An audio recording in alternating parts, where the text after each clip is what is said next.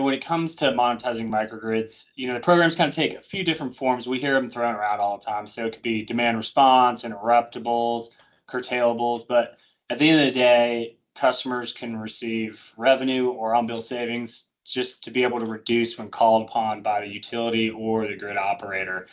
And I think in general, there's about three different forms that you'll see. One is basically emergency demand response, and that is utilized by grid operators and utilities for customers to remove their load from the grid during emergencies to help avoid rolling blackouts or brownouts.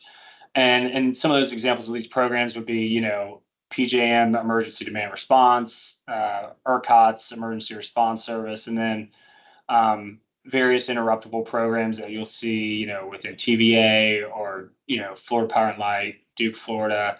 A lot of different utilities have these. And then, those type of programs have been around for a long time. Now we're starting to see programs that are focused more on grid stability and used to kind of manage common deviations, right, in daily operations of the supply and demand. A lot of these go by, reserves or frequency response. These have always existed at the wholesale market level, but now we're starting to see, more utilities focused on this fast response. And a lot of times this might be needing to respond within a matter of minutes, 5-10 minutes, where it's not, 24 hours ahead, a couple hours ahead.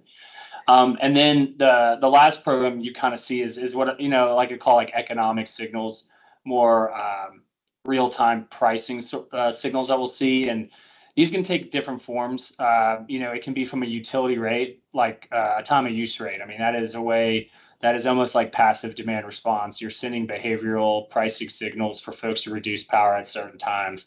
And then you can also see where customers are exposed to real-time prices, whether it be on their utility rate structure or how they supply their retail supply contract. And so, examples to capture that type of values, right? On-bill optimization with an energy storage system, or like I mentioned, real-time price exposure. So those are kind of the three buckets.